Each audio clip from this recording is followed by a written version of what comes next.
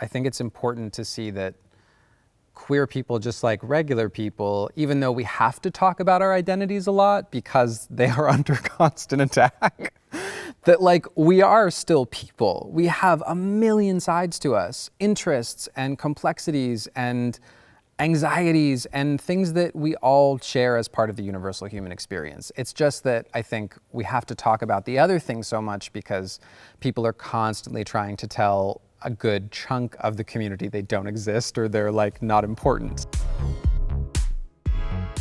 Hi, I'm Peter Kinnett, and I'm here with Jordan Gavaris, the star of The Lake. I've stayed in so many jobs because I'm super fun to be around. Did you sleep with the boss? No, yes. One time, kink shamer. Thank you so much for being here. So I love the show. I was so excited for it to come back for a second season. It's like bitchy and horny and hilarious. Oh, I love those adjectives. No, but exactly what you want from a summer at the lake. But it's also really smart and self-aware, and I feel like a lot of interesting things are going on with these characters. I mean, maybe I just said some of the reasons, but do you want to talk a bit about what drew you to the show? Oh my God, yeah. When I first read the script, and you know, it's tough sometimes reading a script because obviously a pilot is meant to be enacted in the visual medium, so it's kind of like reading a play. There are a lot of blanks you have to fill in, but it was so, the intent of the piece was so clear, the characters were so clear, that it was personal was quite clear because a huge chunk of the story is semi-autobiographical. It's, the part of it is the life story of our showrunner, Julia Stiles. The thing that really drew me to the story was Justin. Like, I had been waiting for this character to be leading a television series. I had been waiting for this person not to sort of exist in the periphery of a narrative, but to be smack in the center of the universe and the audience following his perspective, because it's such an odd thing as an actor sometimes because you get so excited by characters that are not you that force you to employ all of these wild skill sets, some of which I used on a series like Orphan Black, where there's a craft and a technique to it all that involves stepping outside of yourself, but there's a total catharsis and such a thrill and an excitement you get when you read someone who you share so much with, who you have so much in common with, because you get to see yourself represented on screen. And I think that actually helped me understand the concept of representation in art more. I mean, I understood it from a sort of theoretic perspective or an intellectualized perspective, but I don't think I'd ever felt it. And then like as a bonus to all that, you basically get to spend a summer being the antagonist of Julia Stiles as your stepsister. Getting to play opposite Julia was like such a treat, and I was a child of the 90s, so 10 Things I Hate About You, and I was gonna say Save the Last Dance, but actually the movie that I saw when I was a kid that I loved her in was the Omen remake. It was just the idea of going to, I never had a summer camp experience. I mean, I was also terrified to go to camp because I was a little queer boy, and like camp seemed like a place ripe for bullying, and that was really scary to me, and I didn't leave home. So this was sort of my second act at summer camp. This was an opportunity to do something as a grown-up that I never had the chance to do when I was younger, and it felt great to sort of get this communal group of people together that I had so much in common with and make this show that we're all intensely proud of. Yeah, I mean, I feel that just watching it. Like it's, I don't feel this way about too many shows, but like it's a world that I would totally live in. I mean, maybe not as your character, because that seems like a little dramatic, but yeah, and maybe painful. But like even the characters, I mean, these characters obviously are up to no good a lot of the time, but like I'd probably hang out with every single one of them. And I feel like there's also just like, it creates a sort of effortless queerness is going on. Like I feel like every character is not totally straight. I just find that the queerness represented is like kind of sophisticated in like a subtle way. Do you want to talk a little bit about the show's approach to queerness, not just in your character, but in sort of the whole world that it's creating? Yeah, I think that our perspective on incorporating queerness into the show was authenticity first. Nothing's done for the audience's benefit. Nothing is done for the benefit of an idea of queerness that exists in the zeitgeist. Like, Julian writes from the perspective that, like, why can't all the characters seem a little bit queer? Why can't we show up in Northern Ontario and, you know, two gays have a meet cute at a gas station and one of them is running the gas station, where you would assume that the guy running the gas station, just based on the way that he looks and our biases, like, I don't know, he's gonna be homophobic or something, but no, he actually turns out to be gay and they strike a conversation and they end up like, you know, dating each other. And also not requiring very much explanation. And I think that television shows that really capture what the world is, how it is, for marginalized people are really important, but I think that it's also very important to make shows that are aspirational. And that, to me, was something that was so appealing about The Lake. It's aspirational queerness. It may not be exacting the reality of the world, but it's something to hope for. Yeah, and that sort of creates a queer escapism. Like, it's like Yes. the world Julian created is not heteronormative at all, which No. is like obviously what we want in the world and probably will never get from the world, but to, you know, spend half an hour in that world is very enjoyable. Yeah, it's also not about trauma. Like so many queer stories tend to be centered around trauma or told from the sort of perspective of overcoming trauma, and that was never Justin's story. He's not in trauma about who he is. His coming out is not traumatic. He knows who he is. Really, the trauma in his life has everything to do with Billy, and it has everything to do with giving up this child and not having a relationship with this child, and maybe the regret of being absentee for 15 years. Obviously, this is not your first time playing a queer character on a No. major TV show. Orphan Black premiered 10 years ago. That's this nuts. spring. That's crazy. And you must have been such a baby when that show came out. I was a baby. I was 22 years old when I tested for the part. I remember it was August of 2012, and we went to camera in September or October of 2012 and shot the pilot. I think we actually had a 10-episode pickup, but like, I don't think any of us knew what the show could or would become. And so much of it being, you know, something more than it was, I think, because of Tat Maslany's talent and because of how she was able to do what she did and deepen and enrich the characters in a way that maybe in the hands of somebody else, maybe the show wouldn't have been quite as complex or as interesting. But Felix Dawkins, man, that character I miss him every day.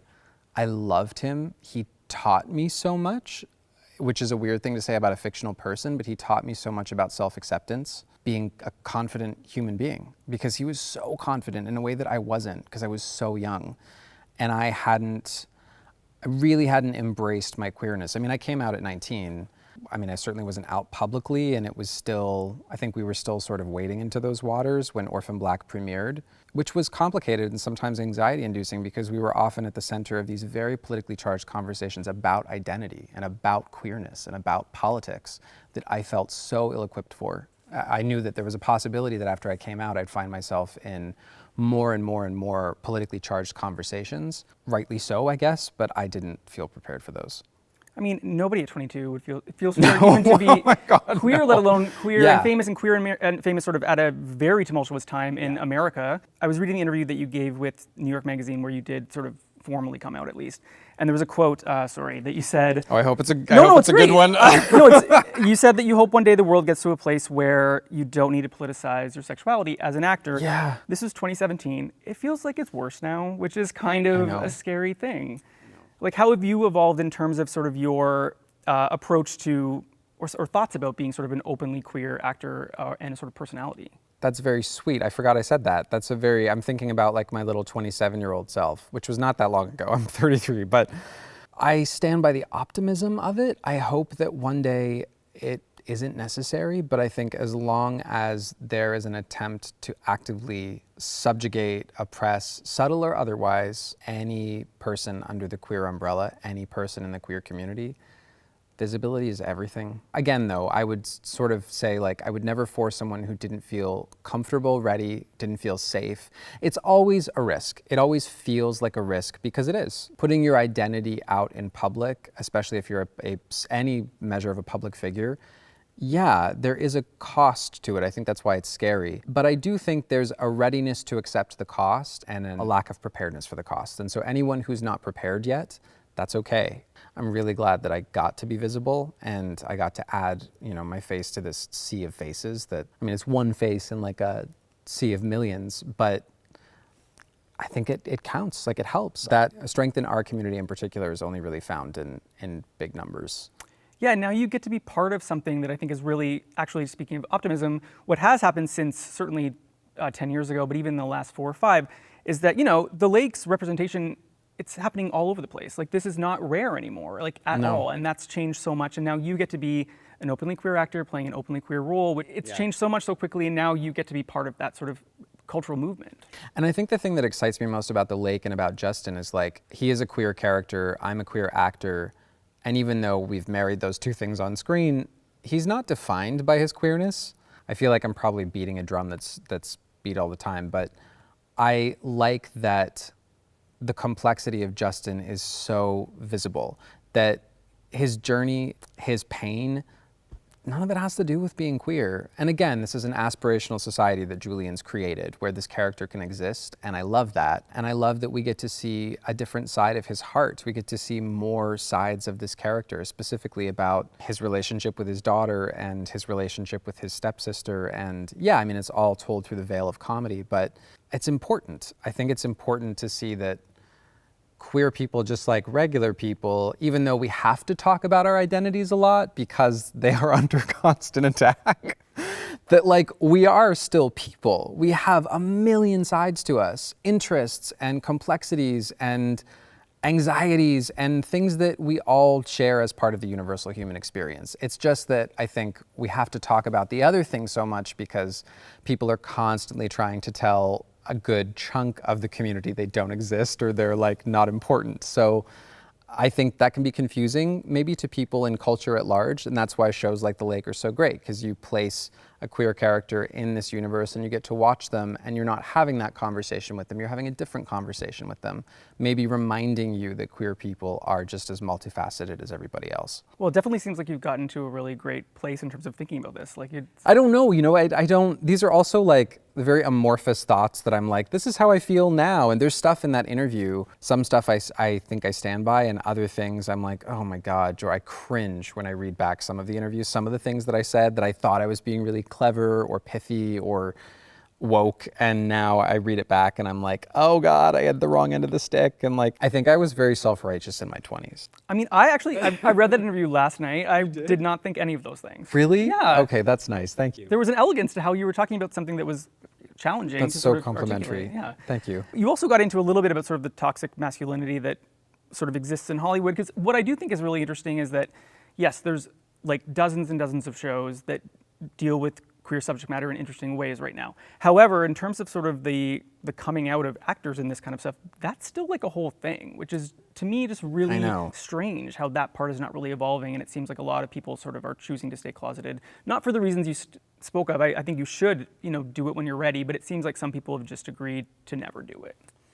Yeah, I think, obviously we can never totally know because unless someone lets us know. Yeah. But I think there are definitely people who could be visible, who choose not to be for one reason or another. And I think usually that reason is directly connected to toxic masculinity. The stories that Hollywood has told for years, stories I love even, stories that like movies I love, movies that I covet and would watch and rewatch over and over again, are built on archetypes.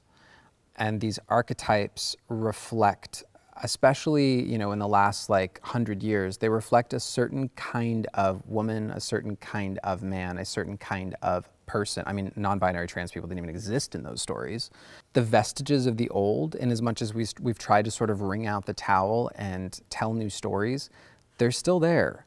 They've softened in certain ways, or, we've hardened some of the otherwise softer female characters and softened the otherwise chain-smoking, toxic mask hero. But again, there's still these little phantom limb spasms of these old characters have still found their way into Hollywood, and people are still being cast based on those archetypes, certain people. And I think if you fortunate or unfortunate luck of being one of those archetypes, of looking a certain way and presenting a certain way, and maybe your energy and your rhythm makes you castable in a certain kind of part, and that's what your career is built on, and it's what your livelihood is built on.